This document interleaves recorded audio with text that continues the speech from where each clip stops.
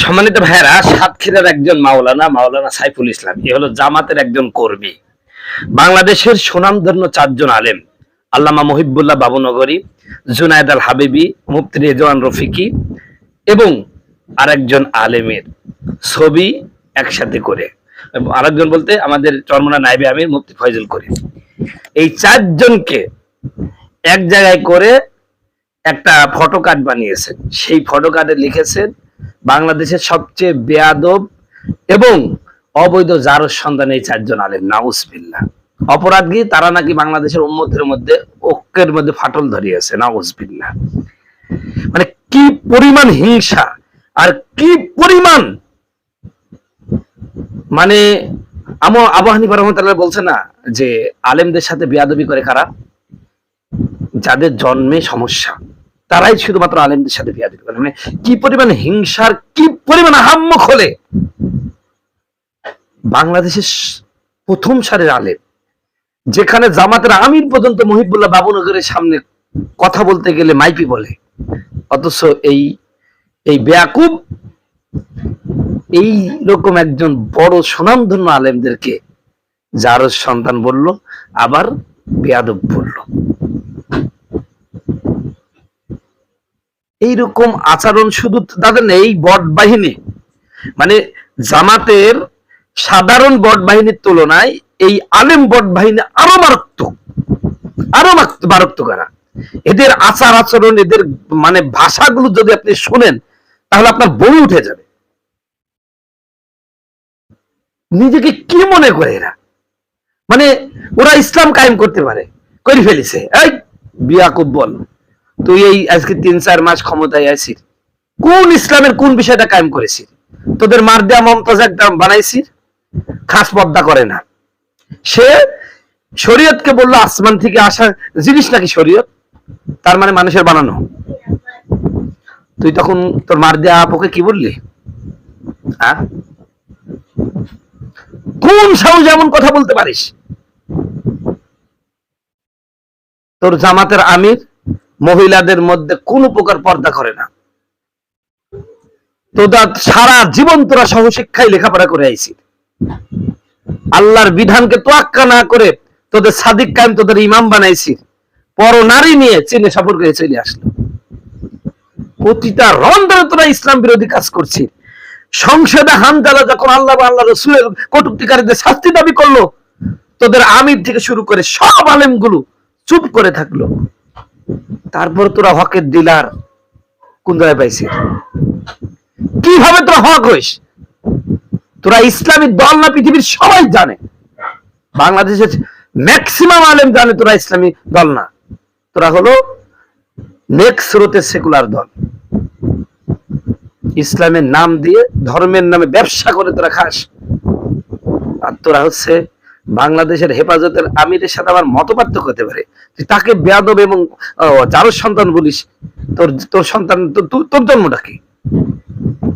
তোর আমির পর্যন্ত তার ব্যাপারে কথা বলতে গেলে ৩ বার ভাবে, আর তুই এরকম করিস।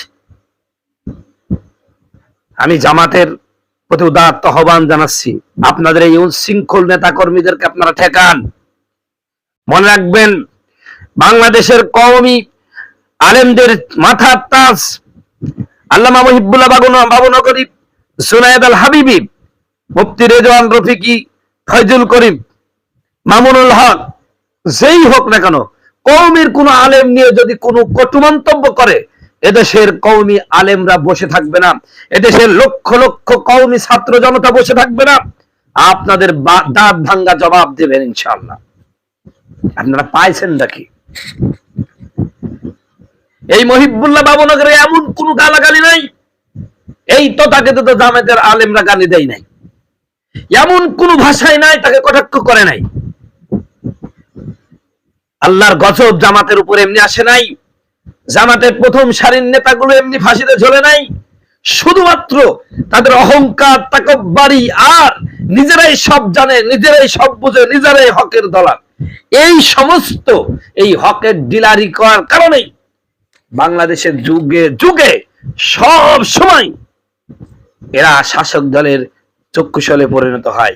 কারণ এদের চরিত্র ভালো না, এদের আচরণ ভালো না, আল্লাহ রসুল বলেছেন, আল্লাহ পাক কোরআনে বলেছেন, ইদফা বিল্লাতি আহসান, হে নবী আপনি আপনার বিরোধী যারা তাদেরকে উত্তম কথার মাধ্যমে প্রতিহত করো।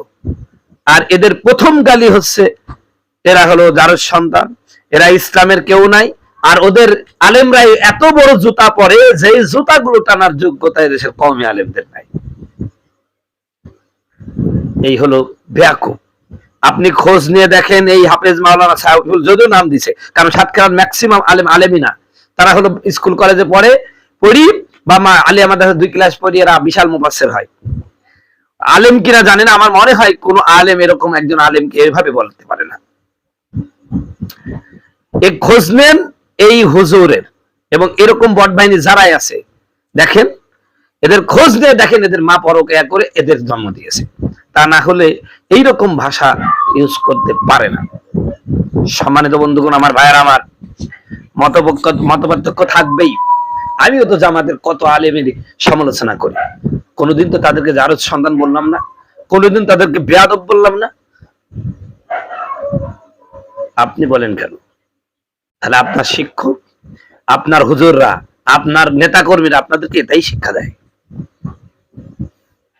আরে দলের সৌন্দর্য, নেতার আভিজাত্য বোধ জাগ্রত হয় তার কর্মীর মাধ্যমে। কর্মীর ভাষা দেখেই বুঝতে পারি এদের নেতারাও এরকম, নেতারাও এরকম। তা না হলে এরকম ভাষা কেন ইউজ করবে?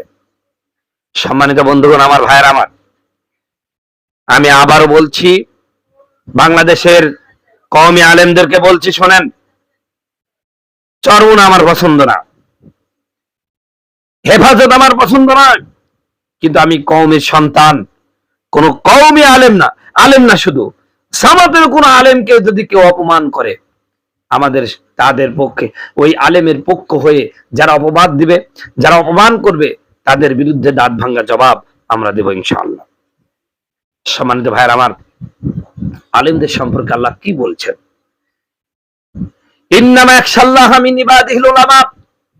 আল্লাহ সুবহানাহু ওয়া তাআলা কোরআনুল কারীমের মধ্যে বলছেন, নিঃসন্দেহে আলেমরাই আমি আল্লাহকে ভয় করে। আর সেই আলেমকে তুমি যার সন্তান বলে গালি দাও, সেই আলেমকে তুমি বেয়াদব বলো, তুমি কি মানুষ?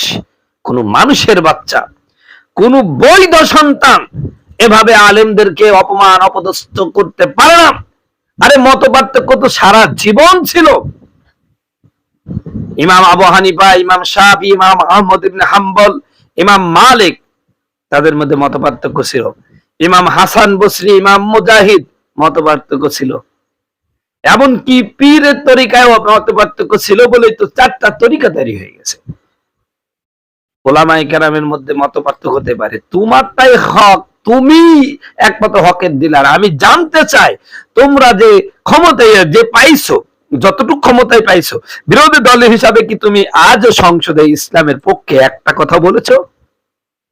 আমরা তো সংসদের কথা শুনি, কবে কোন সময় বললা?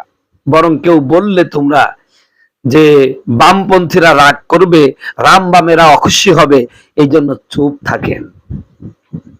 এটাই তো আপনাদের ইসলাম কায়েম। আমরা দেখতে পাচ্ছি, মানুষ বিরোধী দলে গেলে সরকার দলের সমালোচনা করে, আর এখন মানুষ বিরোধী দলের সমালোচনা করে।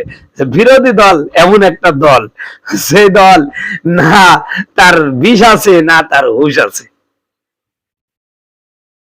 তোমাদের এই চরিত্রের কারণে, তোমাদের এই গালাগালের কারণে আজকে তোমরা বিরোধী দল হওয়ার পরে মানুষের জনপ্রিয় হওয়ার দরকার ছিল। মানুষ তোমাদেরকে ঘৃণা করছে, মানুষ তোমাদেরকে থুতু ফেলতেছে তোমাদের এইসব আচরণের কারণে। এজন্যই বলবো, খবরদার কোন আলেমকে গালি দিবেন না।